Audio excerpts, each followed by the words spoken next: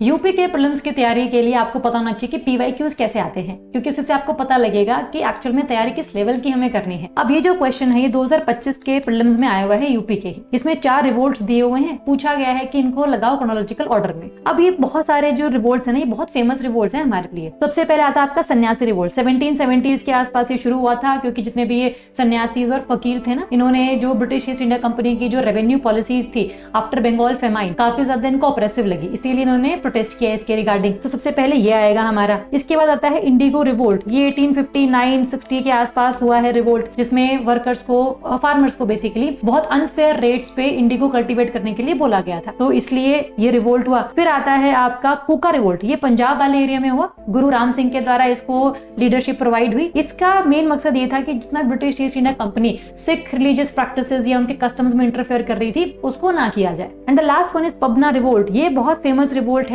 जो ये दिखाता है कि बहुत नॉन वायलेंट तरीके से भी जो लोग हैं, जो फार्मर्स हैं, जो पेजेंट्स हैं, अपनी बात मनवा सकते हैं ईस्ट इंडिया कंपनी से। तो ये एक ऐसा कैंपेन था जिसमें काफी ज्यादा टैक्स लगाया गया था ब्रिटिश के द्वारा इन लोगों पे, पेजेंट्स के ऊपर। तो इन्होंने प्रोटेस्ट किया एंड अल्टीमेटली काफी सारे जो रिफॉर्म्स है वो निकलकर सामने आए। ठीक है, तो ये आपका जो है ना 4, 2, 3, 1 option D will be the answer. तो इनके जो ईयर्स है तो वो बहुत इंपॉर्टेंट है। दूसरा ये क्यों हुए थे, ये बहुत इंपॉर्टेंट है। अगर आप भी अपनी तैयारी को और कंसोलिडेट करना चाहते हैं, एमसीक्यूज प्रैक्टिस करना चाहते हैं, तो please join our course. Thank you so much.